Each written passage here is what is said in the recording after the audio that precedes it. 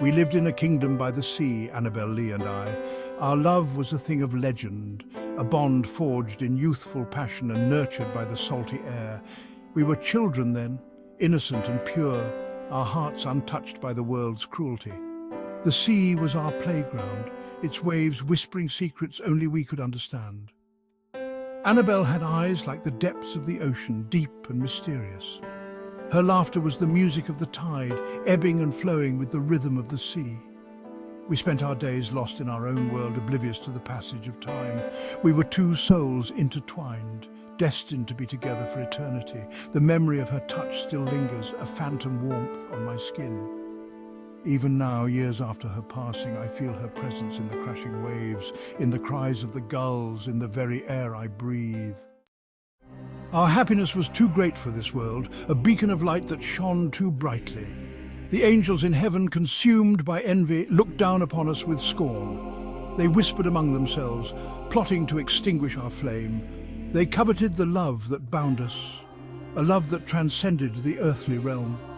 I remember the night the angels descended. The air grew heavy, thick with malice. The stars themselves seemed to dim, their light swallowed by the encroaching darkness. Annabel shivered, her hand instinctively seeking mine. Something is wrong. I dismissed her fears, attributing them to the approaching storm. I should have listened. I should have heeded the warning signs, the subtle shift in the air, the ominous silence that had descended upon our once joyful kingdom. But love, I have learned, can blind even the most perceptive of hearts. A wind colder than the icy breath of winter swept in from the sea, chilling us to the bone. It was as if the very essence of the ocean had turned against us, bringing with it a foreboding sense of doom that clung to our souls. It carried with it the scent of decay, the stench of mortality. The air was thick with the smell of rotting seaweed and the faint, almost imperceptible odour of death, lingering like a ghostly presence. Annabel, her face ashen, clutched at her chest, her breath coming in ragged gasps.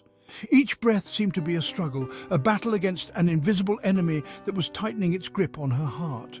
I held her close, trying in vain to shield her from the unseen force that was slowly draining the life from her eyes. My arms wrapped around her, but I could feel her slipping away, her warmth fading with each passing second.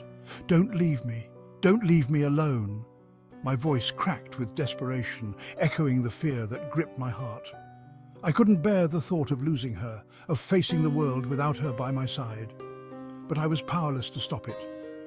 The wind intensified, swirling around us like a vortex of despair. It howled with a ferocity that seemed to mock my helplessness, tearing at the very fabric of our existence. It tore at my clothes, my hair, my very being, threatening to consume me whole. The force of the wind was relentless, as if it sought to erase us from the face of the earth, to leave no trace of our love or our pain. And then, as quickly as it had arrived, the wind vanished, leaving in its wake an eerie silence. The sudden stillness was almost deafening, a stark contrast to the chaos that had just enveloped us. Annabel lay still in my arms, her eyes closed, her skin as cold and white as the sea foam that lapped at our feet. The life that had once animated her was gone, leaving behind a fragile shell that I could barely recognize. The light had vanished from her eyes, leaving behind only a hollow emptiness that mirrored the void growing within me. I felt a profound sense of loss, a chasm that no amount of time or tears could ever fill. The pale wind of death had taken her from me, and with her it had taken a piece of my soul. They buried her in a sepulchre by the sea, a monument to our shattered love. The waves crashed against the stone, a constant reminder of my loss. Each wave seemed to echo the sorrow in my heart, a relentless rhythmic lament that mirrored my own.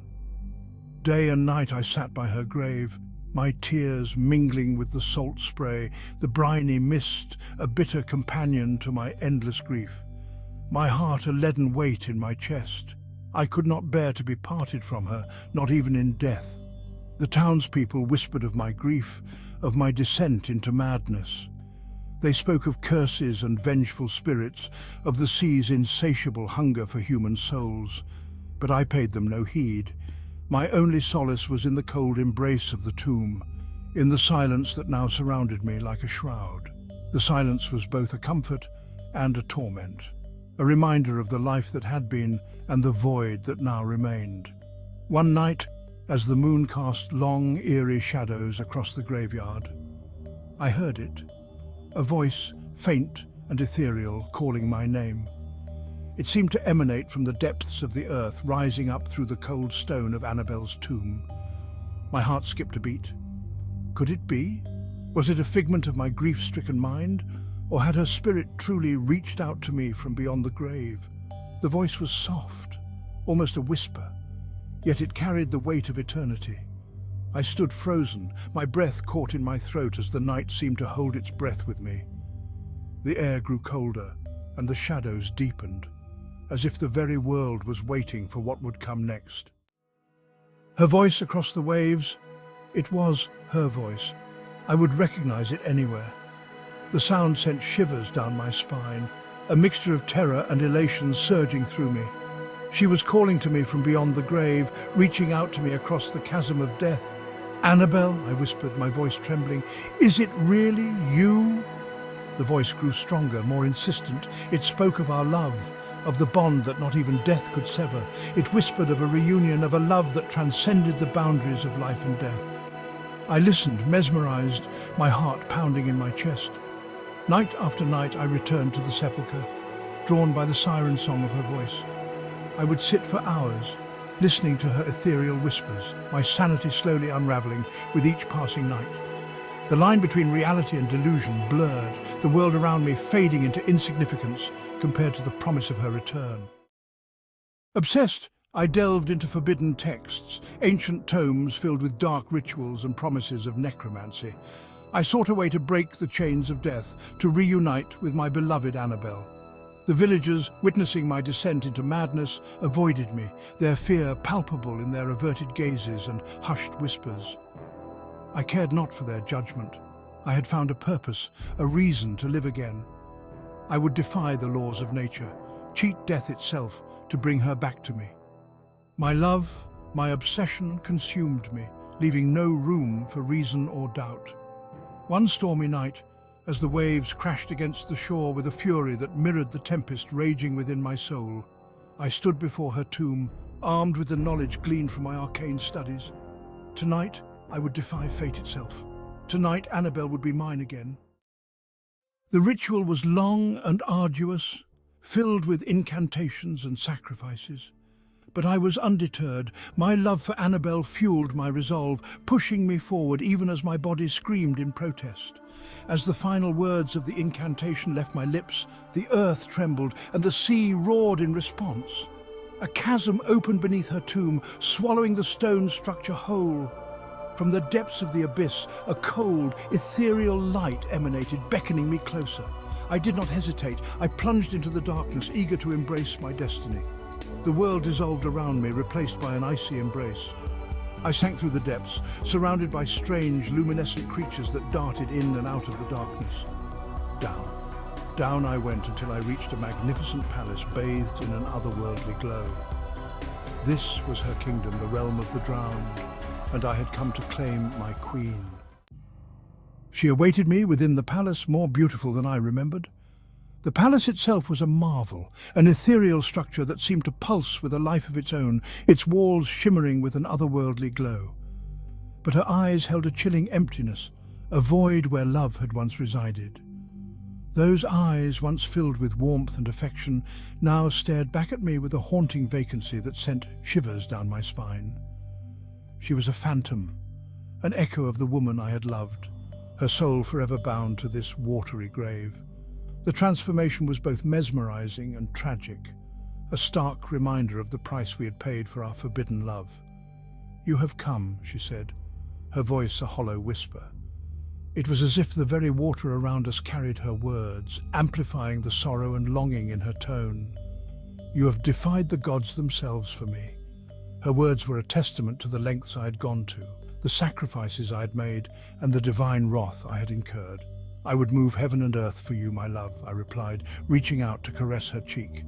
The touch was cold, a stark contrast to the warmth I remembered, yet it was a connection I yearned for.